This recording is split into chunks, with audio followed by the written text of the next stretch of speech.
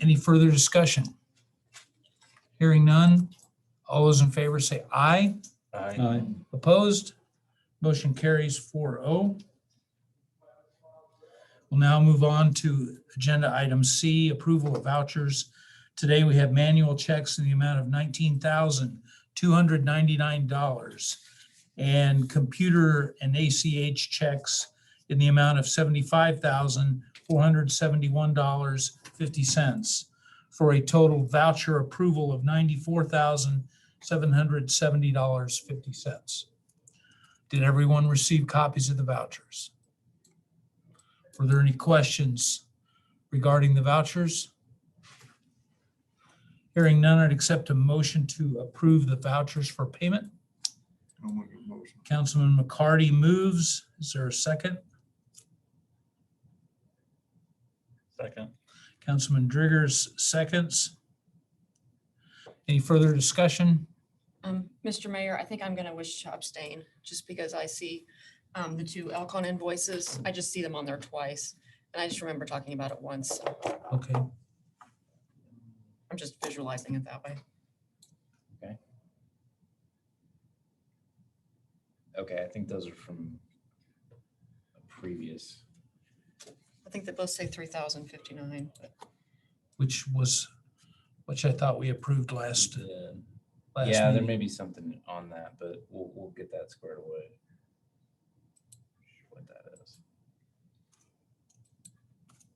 Do we need to fix that before we approve, or does the motion need to include amending that part of it? well, I'm not sure if they got, I mean, I just don't know. You're right. I don't know if they got, Well, my question is Yeah. directed to Matt. They are, Danielle just sent me something. Hold on. Okay, so the manual checks that were approved are on the report. Page. Let me get back up here.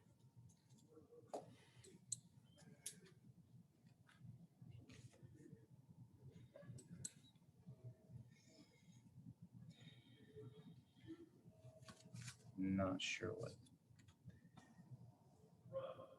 So they were. Sorry about that. Let me see what we got here. Let's pull those out separately and vote on those independently. Okay. So the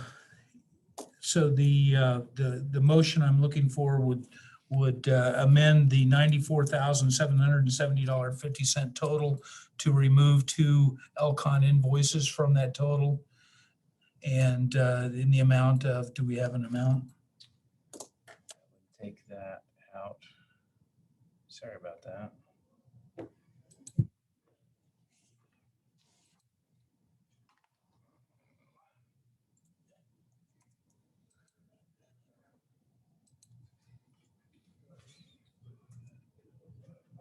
Be the 3,059.43 out of that. Give us a total of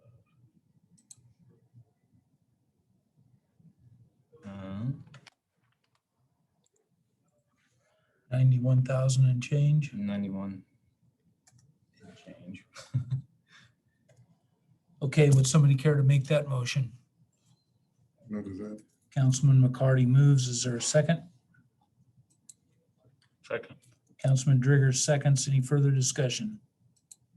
So we'll be voting on the amendment first and then the approval of the. No, we're approving an amended voucher approval of $94,770.50 less two invoices for Elcon in the amount of $3,059. Right, correct. And the new total is, Yeah, it's 90. Sorry, it just deleted it.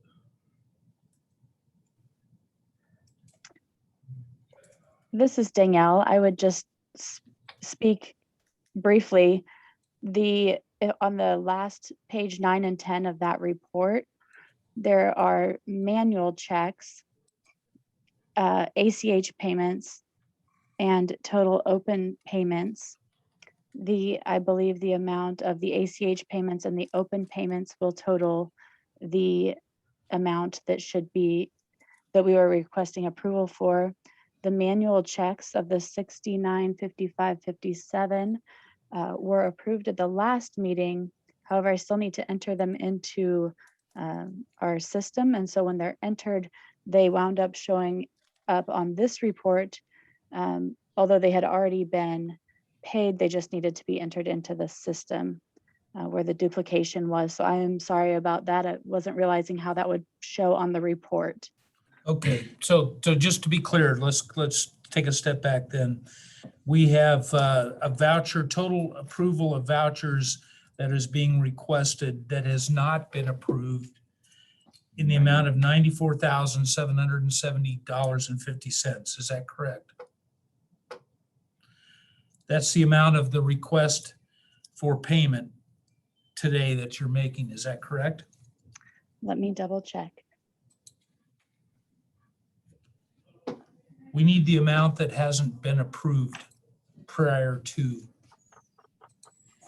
We're making a motion to approve payment of items that have not been approved for payment today. And we just need to know what that total is.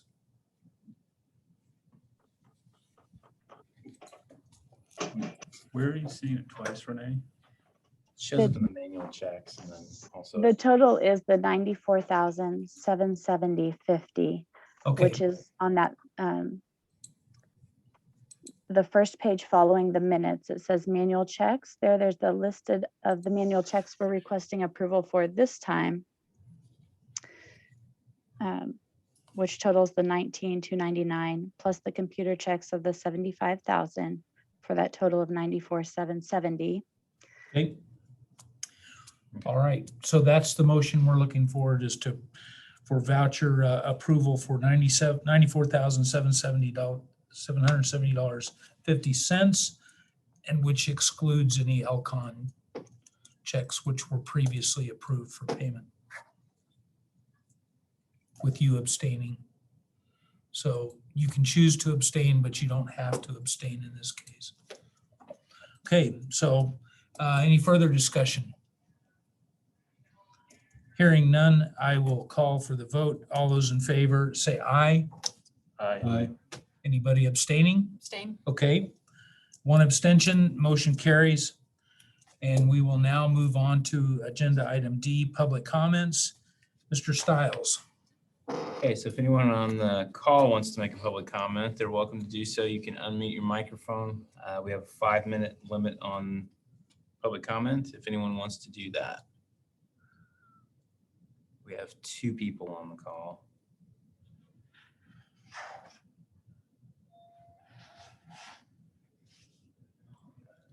I don't believe we have anybody, sir. Okay, we have a couple folks here before the council. If you'd like to introduce them, please. Yeah, we've got here today. Got Carl Miller, excuse me, from the appraiser's office to talk to us about reappraisal. Yes. Yeah. Okay. We ready? Yeah. Okay. Where do you want me to stand? You Right want me to here. stand? No, you're right. Right You're there's good right okay? there. Yeah. I have this here. If we want to pass them around. Well, my name's Carl Miller. I'm the Marion County appraiser.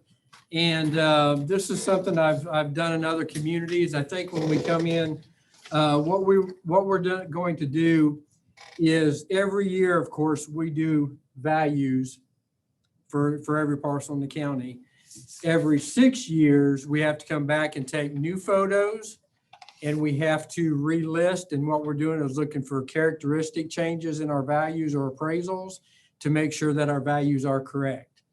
And this year, the 17% reinspection will be included is the entire city of Hillsboro. And so what we're getting actually ready to do is we have 4 or 5 data collectors out of the appraiser's office. And what I like to do is talk to you guys as a city to let you know what we need to do. And then the more people that know we're here, the safer and better the whole thing will work over the summer. So on the first page, is our 2021 procedures for reinspection. And what I have highlighted is we are going to do walkarounds with minimal contact to your taxpayers. And now if they answer the door, we're talk to them, or if we're on the property, we're talk to them and this, that, and the other, to just ask them a couple questions and ask for their approval to do what we need to do. And then I'll explain to you what we're going to do. On the little door hanger attached to it, if we go to your house and there's nobody there, what we'll do is we'll fill out part of this door hanger, we'll leave it on the front door, and then we're going to proceed with measuring the outside property, taking the photos, and then moving to the next property. And then what they'll do is they can return it. And if the property owner's home, we're asking these questions, and then we'll just take some photos and then move to the next property. This is a state requirement that we do this. Like I said, the difference is we value every year, but we don't get out and remeasure the entire county every year. That's split up into a 6-year period. So that's where we're coming around. So the last time that was done for the entire city of Hillsboro was in 2015. You have new values every year, but this is a little bit different, and it breaks down a little more personal to each property then. So what I did is I highlighted a couple things on there to let you see what we're going to do. And it doesn't normally take, depending on the property, of course, industrial and commercial will take a little longer than residential, but it doesn't take more than 5-10 minutes per parcel. And so we move pretty quick, but you guys have a lot of parcels, so it'll probably take us most of the summer to do the whole city then. What I'd like to do is ask you guys, and you may not have any ideas right now, I can give you some ideas that some other cities have asked me to do when we come over. One city actually at one time, they wanted us when we came over to let the city know we were here and how many people were here, because you probably will get some phone calls that these people are out here and about and taking pictures and what's going on. So we can do that. The city of Ellsworth, and we don't have them, but they had some extra. They wanted us to wear like a yellow work vest. That way your city workers and so forth could actually pick us out also.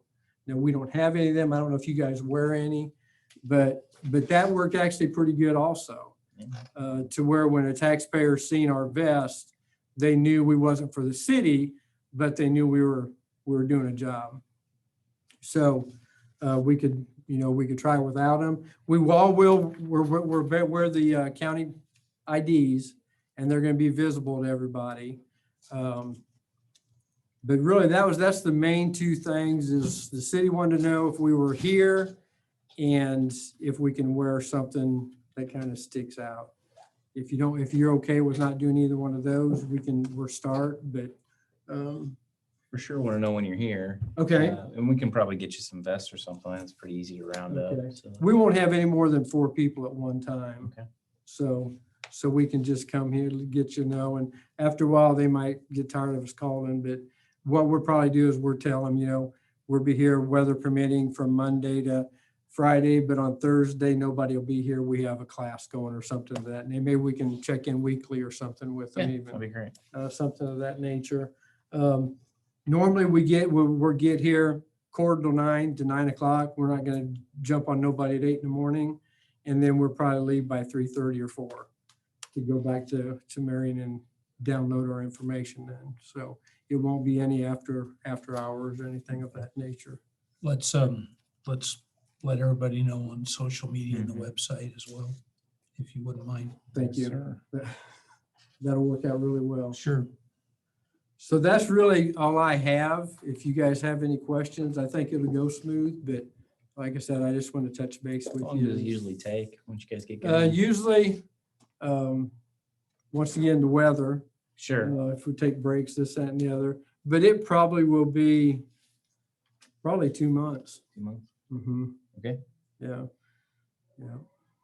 The most uncomfortable I get usually is when I leave a door hanger, there's nobody there, and I have to go around the backyard, and that's usually when somebody pulls up and you're in their backyard Right. taking a picture. Sure. That's usually when it happens for some reason.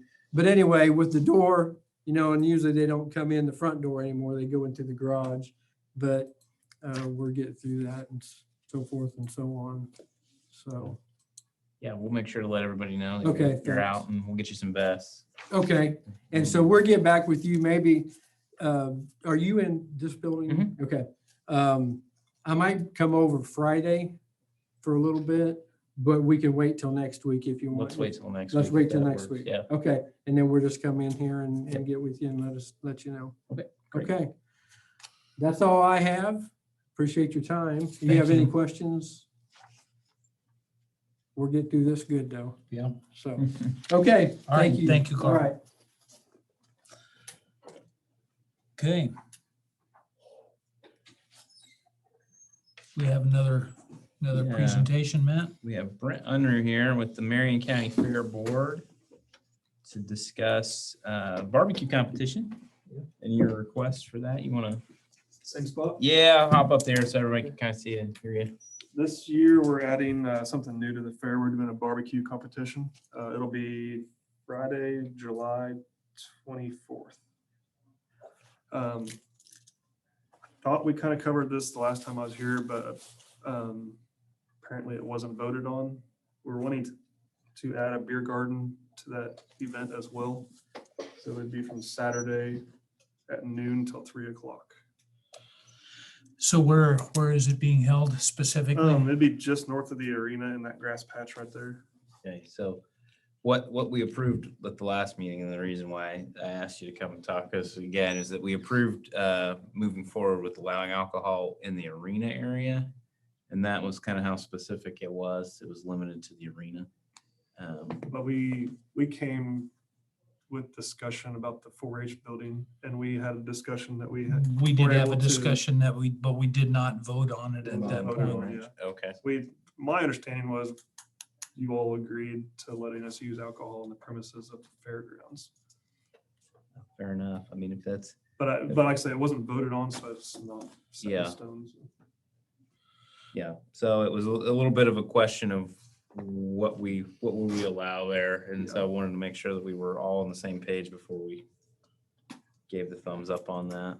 What kind of controls are you planning on for that event? in We're particular? gonna rope off that whole entire section with fair board members watching as far as Mhm, who's able to come in and who's going out. Sure. It'll be a controlled environment, just like the arena is. We haven't had any issues. I can tell you from the police department's perspective, they don't really have a problem with it. It's been very well controlled in the past. I will tell you at the barbecue competition that the city was involved with, we did not have allowed alcohol consumption, but I can tell you that there was alcohol being consumed and people were doing it respectfully and nobody was We getting out want to of do it the control. safest way Sure, possible I get while it. still increasing our revenue. So that's what No, it's all about. understood, right? Any questions for Mr. Unruh? Probably not for Brent, but for us, are we just doing this one at a time every time? Well, I thought we passed something that we weren't. But Yeah, that had to do with the venue. them Right. doing that. at the arena, yeah. So if we would basically vote today to amend that to the property of that the fair happens on, Sure. which would include up to what, because in the past, we would have things on Memorial Field, and I don't think anymore that with that baseball field and the improvements that have been made there, that we have anything on that property. Generally, no. I don't think you're using it for anything anymore. We had a helicopter land out there for the kids to play in a couple years ago, but that's all we've ever used the baseball field for Okay, since I've been on there. so, I guess we don't want to allow it in our municipal park, in our city park. Correct. So, we just have to, how do we do it so that Brent doesn't, and the Fair Board doesn't have to keep coming back. Sure. And that we have, we have some defined boundaries. Yeah. What's the appropriate way to do it? I think the best way to do that would be to take it, if you define the fairgrounds as being anything that's essentially west of Memorial Field up to the road where the swimming pool, where the adjacent road is to run between the swimming pool and that lot, which is where the barbecue competition is, and the arena area. That pretty well encompasses all the places that the fair could be. And so you'd have that ability within those boundaries to do it, assuming that you had the correct controls. Yep. That I think would be the appropriate way to do that versus just saying, So is that what you just stated? Is that defined enough for someone to make a motion with? I think so. Kimberly, you got a- I would just want to specify the specific road name. So you said West Memorial Field to the nearby road, and I think once we have that, that would be sufficient. Okay, Let me look So we real have quick. it for the record. And this is approval for each year. yeah, we're just gonna We're not give voting them, on it again. yeah, we're not gonna ask them to come back every year for approval. Is that- I think, you know, that the concept has been proven safe and responsible, and the community is accepting of it, and we just don't have any trouble. It just, you know, there's just no need to keep coming back, and We're I'm trying to do it sorry. the best way possible. I get We're, it. Only the east side has a beer on it. So Right. if people don't agree with that we're doing that, they have the whole other side where Right, there's nothing on it, so. So that would be Floral Drive Rural Drive. on the north. I believe that would be appropriate to say Floral Drive. and then, you know, the south part is the arena right There's the there, arena here, so and then where everything the over barbecue- to, Memorial Bowl. and then everything that's outside of the Memorial Park boundary and Yes. golf course. Yeah, that's 4-wheel drive there. Right there. This is So- Floral. Mhm. Kimberlyn, do you understand what we're talking about Yes. geographically? Geographically, I got it. Wrote Okay. it down. Perfect. Understand. Okay, so are there any further questions for Brent or the Fair Board? Hearing none, I'd accept a motion to approve going forward, the Fair Board, or allowing, giving our approval for the Fair Board to have beer gardens at county fair and other fair-related events. Thank you for making a motion. Okay, Councilman McCarty moves. Is there a second? Second. Councilman Gehring seconds. Is there any further discussion? Hearing none, all those in favor say aye. Aye. Opposed? Motion carries. Thank you very much. To go along with that barbecue contest, we're looking for judges, if any of you are interested. Get free barbecue. I volunteered, but it's my anniversary and I'd get strung up Yeah. if I did. Think about it and let me know. Yeah, if you need some help, I'll be happy to help. Free barbecue. You can't- Yeah, well, you know, Free barbecue. Pretty sweet deal. the Prairie Smoking event, I ended up having to eat Chinese because we sold out of barbecue. So I'll be looking forward to some. All right, yeah. Thank you. Thanks, Brent. Okay, thank you much. And now agenda item E, which is presentation of our 2020 fiscal year audit. Mr. Stiles? So we've got copies of the audit here for everybody, and Alex is here from Adams Brown to walk us through everything. And I would just invite Alex to step on up and give us the, there you go. Walk us through it. Right. In your packets here, we should have 2 letters. And we are going to start with the management letter.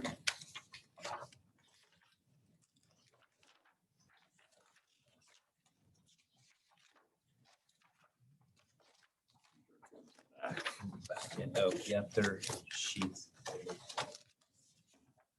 It should be loose in there. Yeah, got it. All right, and this is a letter that is addressed to management here at the city of Hillsboro. And the only significant item in here is the segregation of duties, which is a reoccurring item every year. We just like to remind the board as you have more turnover this next year, just making sure you can keep those duties segregated as much as possible as you look towards that. But other than that, there is no change from prior year. Everything was good there. The next letter is the governance letter. This is addressed to you, the board.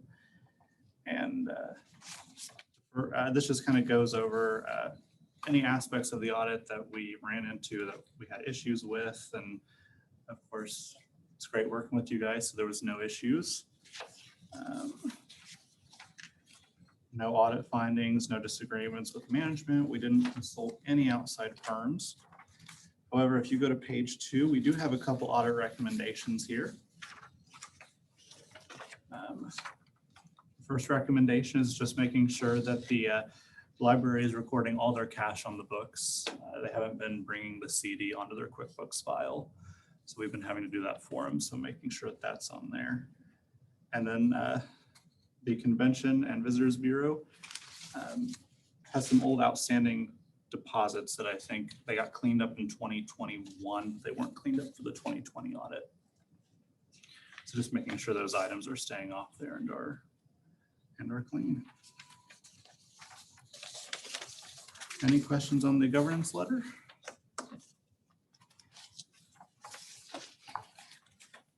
There's none. We will move to the audit report. On this audit report, there was no major changes to KMAG, so most of it stayed the same. So you turn to page 1. This is our audit report. The first paragraph is talking about management responsibilities, which is the financial statements themselves. The second paragraph talks about our responsibility as auditors, which is the opinion.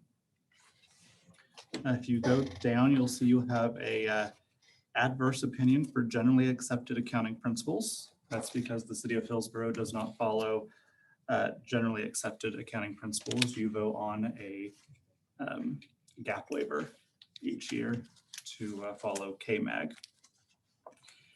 And on the second page, you'll see you have an unmodified opinion for the Kansas Municipal Audit Guide, or KMAG, which is the best opinion we can possibly give as auditors. Moving along then is the financial statements. I'm not going to bore you too much with all the footnotes. There are just a few highlights that I did want to point out. The first one being on page 11, stewardship, compliance, and accountability. There was a street seal project that was over 100,000 this year. It did not have a performance bond on it. So just making sure that all street projects over 100,000 do have those performance bonds. And you'll talk with your whoever does the work to get those bonds.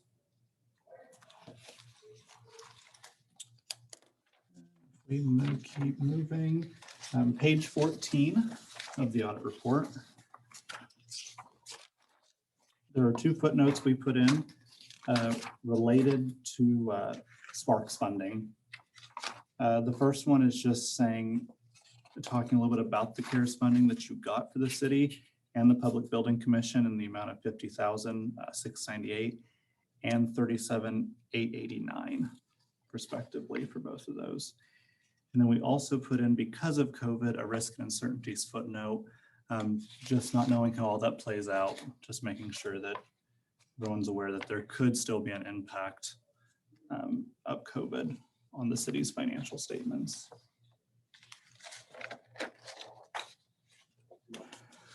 And then next, we wanted to just kind of go over debt real quick. Interest rates are low right now, and you guys have about $15 million in debt. Might be a good time to rethink financing. with interest rates low, might be a good idea just to explore that option and opportunity. Right now, we see several cities that have low interest rates and have been refinancing this last year.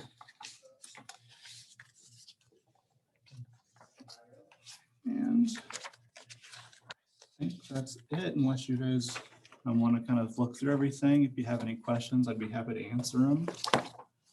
But we greatly appreciate doing the audit again this year. It's always a pleasure working with the city.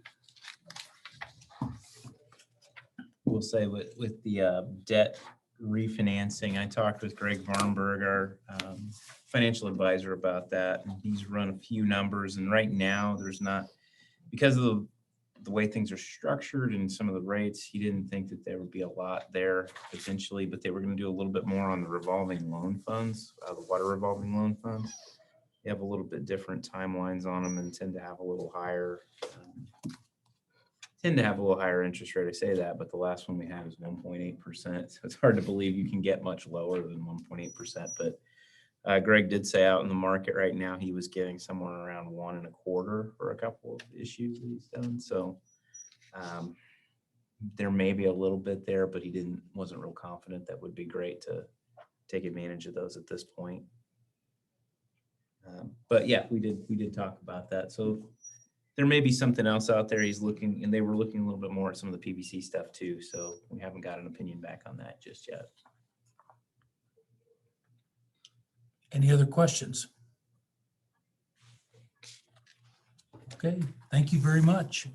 I do have new engagement letters here. Okay, great. I don't know. Yeah, we'll get those signed up on. Did Danielle give you a copy of the management letter to sign? Yes, Perfect. I think she's got that. So we're good to go. Perfect.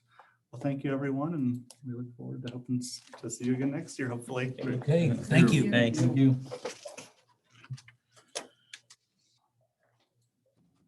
Okay, ready to move into our business section? All right.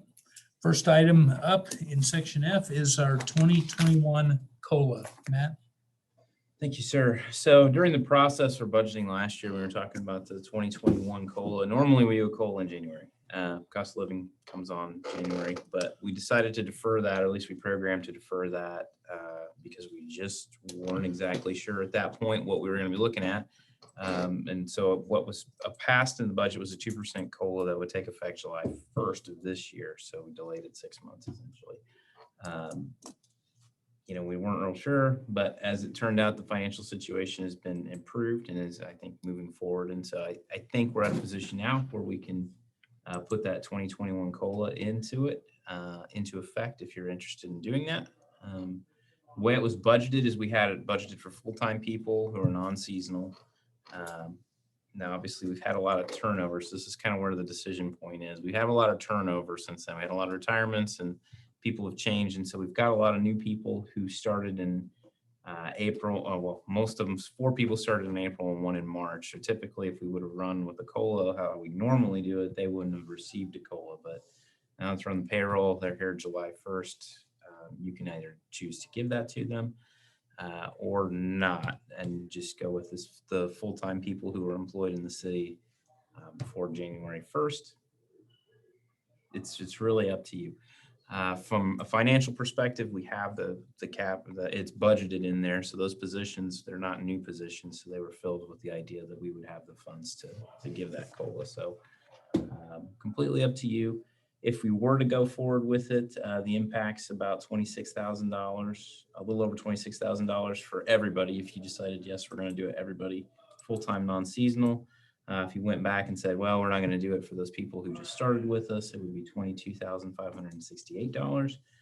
I would look at putting this into effect on the June 27th to July 10 payroll that would be paid out July 15th. So my recommendation would be to go ahead and do the cost of living adjustment at 2%. I would say just to do it for everybody, so you don't get in a situation you're get wage compression.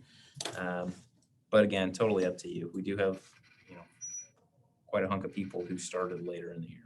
So, Questions?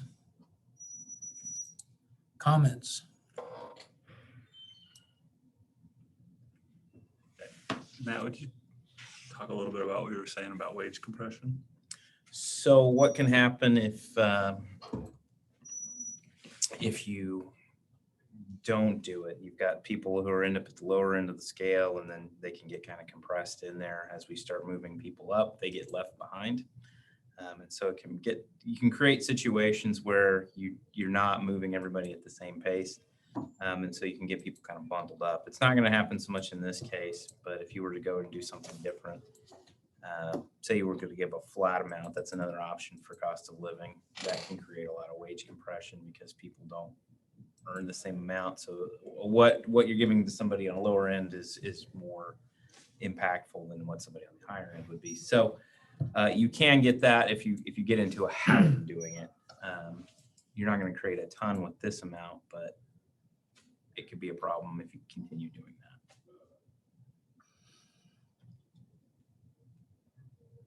Our scales we need to rework our scales too, because you need like a Rosetta Stone to figure out kind of our pay scales. So we need to redo those. It's on the list, but I haven't got to it yet. The only comment I would make about it is the whole economy has been experiencing inflation, and the folks that were hired in April are certainly since April are seeing things continue to pressure to go up, groceries, and even though the federal government doesn't want to include that in their inflation calculations, I think that groceries and gasoline and things like that are pretty important for those of us in Middle America anyway. So that makes up a large chunk of people's pay. So Yeah. I would support Matt's request that we give it, just go ahead and give it across the board. Any other comments, questions? Hearing none, I'd accept a motion to approve the COLA for all employees Yes, eligible. all employees. Second.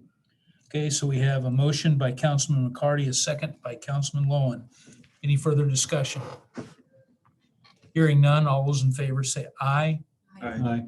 Opposed, motion carries. Thank you very much. Thank you.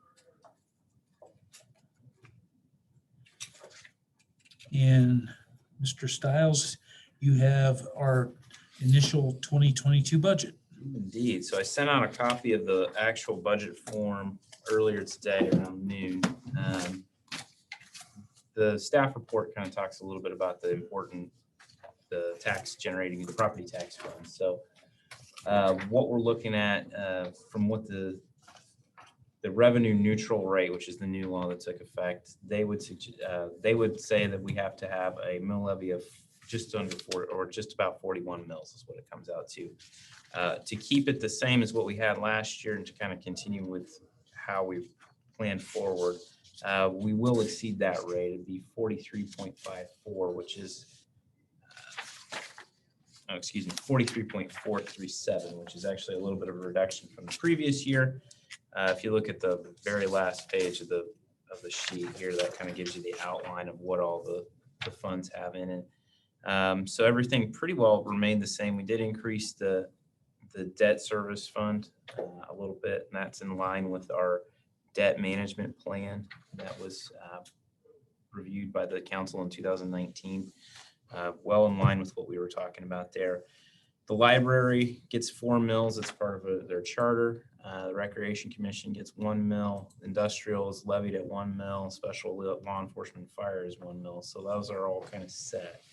The property tax for the general fund went down a little bit, 31.213 mils. So that's what we're looking at. We will exceed the revenue neutral rate with this proposed budget. In order to not do that, we would have to go back and cut 2 mills, which would be about $40,000, a little less than $40,000, which you could do. I mean, we could do it. There's room in there to do that, but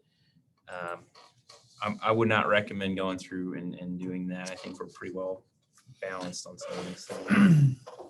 I know this question didn't come up during the presentation by our county tax assessor, but my inclination is with the real estate market being apparently what it is, that we are going to, I'm going to guess we're going to see, some bumps in the upward bumps in the valuations of our property here in Hillsboro. Yeah, I think so. Well, and even with what the county has provided us here, there's an increase in valuation from the previous year from what they gave us last year as the estimate was about $1 million off of what it actually ended up being. So we did see an increase of what it actually was to what they're proposing this year. So I can't say at 100% confidence what it'll actually end up being, but I do have a thought that you're probably correct, Mr. Mayor, that we'll see an increase in valuation when it actually gets certified. So what that'll do is kind of the wonky part of how the property tax works is once it gets certified in November, the county or the county clerk can actually change your property tax levy. They'll go by the amount, and then can change that. So this may end up changing. So that would be those are the tax funds. Also included in this, I did put in a 2% cost of living adjustment for employees, full-time employees, much like what we just approved. But I kept this one to be approved in January. I kept the open positions that we have. We currently have open position administration and electrical. I kept those in there just in case we want to fill them. We haven't moved to do that just yet. I put in $31,000 for city improvement projects, which is kind of a broad category, but it's designed. The intention was to give some opportunity to do some of those projects that, say, the high school government recommended, or things that we sort of see that are kind of general improvement projects. I'd be happy to walk you through everything in here if you want me to. The gist of, again, just to be clear, Yeah. of the new law with the tax lid removed and the revenue neutral provisions. So, we always have a tax hearing. Correct. The only difference between what the law says today versus what it was last year is the fact that if we are exceeding the revenue neutral rate, letters will have to be mailed to each individual taxpayer. Is that correct? Correct. So there will be increased costs associated with the budget hearing, but the actual mechanics, if you will, of the budget hearing would not be any different than any prior year, correct? Generally speaking, yeah. Technically, I think you have to have a second revenue neutral hearing, but they can happen at the same time as your budget hearing. So yeah, it's in effect the same. So if you kept your mills the same every year, but the appraisals go up, well, we'd have it every year Yeah, you'd have to have it every year. because the revenue's going up. Revenue went up because of that. So the intention is to try to make you reduce your mill levy and keep it at a steady rate, the actual dollars at a steady rate, which doesn't necessarily make a ton of sense, but Mhm. We've been in this, we've looked at this in the past, and Larry had prepared, for us kind of a mill levy history, if you will. And we've been floating around the low 40s, and we were up to 46 in 2020 and down to 43 last year is what it's looking like. And now we're saying, roughly even a little bit lower, is still going to exceed the revenue neutral rate, which, at 43.437. So, for myself, the goal for us is to be fiscally responsible and not, asking the taxpayer, not just continuing to add, without some kind of value return for the taxpayer, and I will confess it's been a little interesting to me, as we've tried to highlight and publicize, our budget process and ask people for input. We never seem to get a whole lot. So, I think, that we just need to continue to be what I would call fiscally conservative and be good stewards of the public's monies. But at the same time, there are things that we have that we have in mind, you know, with these projects we talked about, but generally more to the point is our strategic plan and how, you know, our budget fits into that concept of a strategic plan. So, you know, I guess I'm just absent, you know, a big outcry, you know, but I pretty much to the point where we just have to accept that we're gonna probably have to have a revenue neutral hearing as part of our budget process this year. Unless I'm hearing from you guys that you feel otherwise. I always felt it's important to keep our mill levy pretty consistent, which we've done. Right. But even that's going to be not revenue. Well, revenue neutral. that's right, because if we're anticipating valuation to go up Right. and mill levy stays the same, then the revenue increases accordingly. So Right.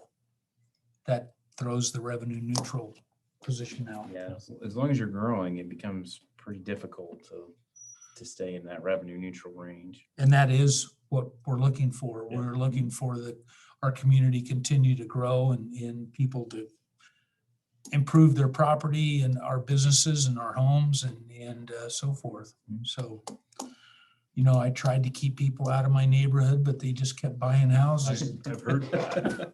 It'll be kind of a slum area. No, I'm excited. I'm excited about the strong interest in the housing market as being strong here in Hillsboro specifically. And that's, let's just be honest, it's good for the community in the end. But we still, as part of our 3 primary objectives that we're focused on, which is workforce, housing, and childcare, you know, housing is still a critical aspect of that. And you know, we have to be able to provide housing for those on the lower end of the wage scale. So, you know, that's still to be figured out. Determined. Any other comments regarding the budget as Matt has proposed here? There is one thing I would highlight in here that's a little bit different. In the Family Aquatic Center, so we've got a balance in that fund of a little over $333,000. What I did in there, we need to do some pool maintenance.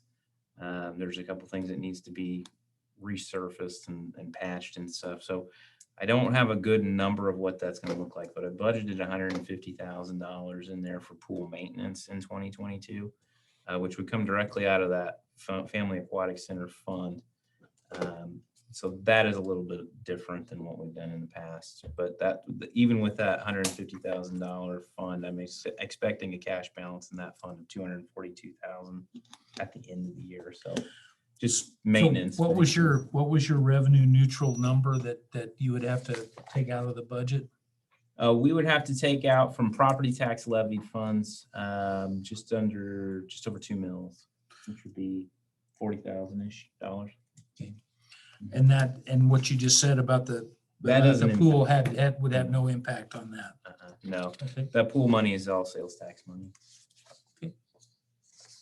But I didn't want to draw your attention to that because that's $150,000 different Sure. than what we did last year. So I know you've made comments in the past relative to you know, getting and that's something that Larry, you know, had some idea on, you know, is in terms of city equipment needs, you know, capital outlays for equipment.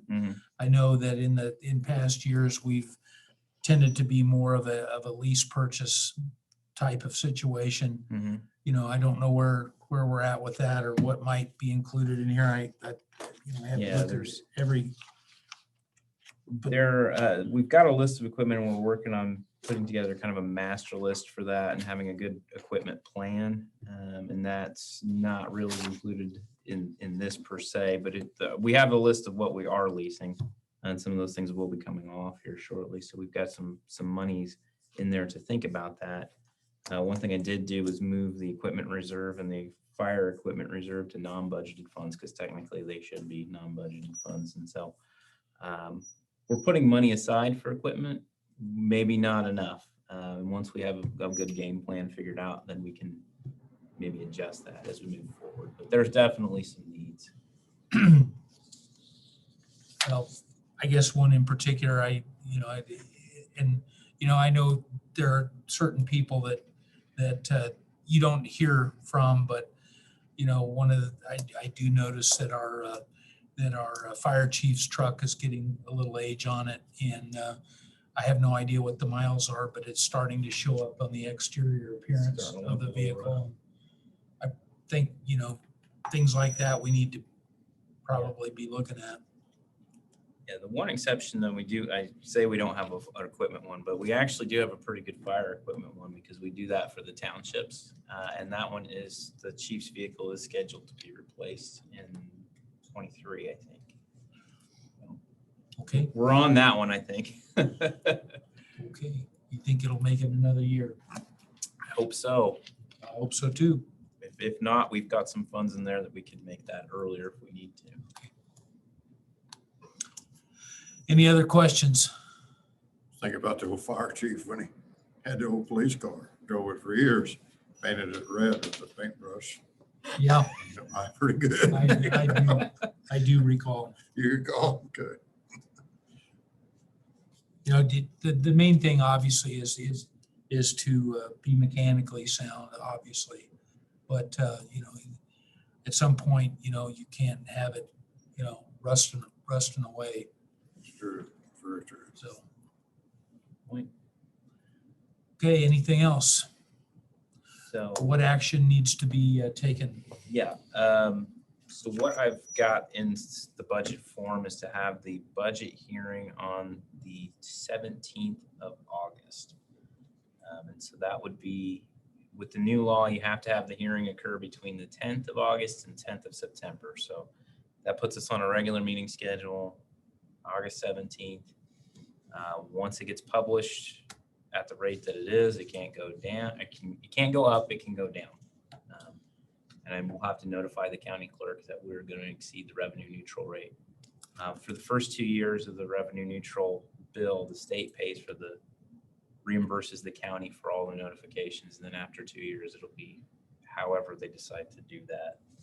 I think it's pretty well up to the county to figure out who's going to pay how much on that. So for this first 2 years, though, no cost. So we would need to set the. So we need a motion to set the date. Do we need a motion first to publish this proposed budget? No, that'll happen with that. There's a notification that goes out and it's published in the newspaper 10 days prior. I understand that, but Sure. but we need a motion to go ahead and just say we're going to exceed the revenue. Oh, yes, you should do that too. So we need a motion to move forward with this budget, recognizing that it exceeds the revenue neutral rate. And then we'll have a separate motion to set the budget hearing and the revenue neutral hearing on the 17th of August. Correct. Okay. So are there any, again, before we move forward, any questions? Everybody understands what the situation is with the revenue neutral rate. Okay. Would somebody care to make a motion regarding the budget and and recognizing the exceeding of the revenue neutral rate and authorizing city administrator to move forward? So moved. Councilman Driggers moves. Is there a second? I'll second it. Councilman McCarty seconds. Any further discussion? Hearing none. All those in favor say aye. Aye. Opposed? Motion carries 4-0. Now we would request a motion to set the budget hearing and revenue neutral hearing for Tuesday, August 17th at 4 p.m. in the city council chambers. I'll make that motion. Councilman McCarty moves. Is there a second? Second. Councilman Lowen seconds. Any further discussion? Hearing none, all those in favor say aye. Aye. Opposed? Motion carries. Thank you very much. And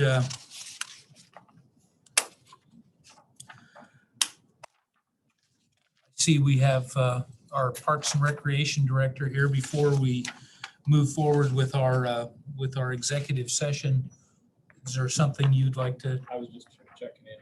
Okay, all right. So I have an executive session motion. I move that the city council recess into executive session for the purpose of discussing personnel matters of non-elected personnel pursuant to KSA 75-4319B1 for a period of 30 minutes. The meeting will include the city administrator. The open meeting will resume at, what time is it? It will be 5:26. 5:26. We have a motion. Is there a second? Second. We have a second by Councilman Gehring. Any further discussion? Hearing none. All those in favor say aye. Aye. Opposed, motion carries 4-0. We are now in executive session.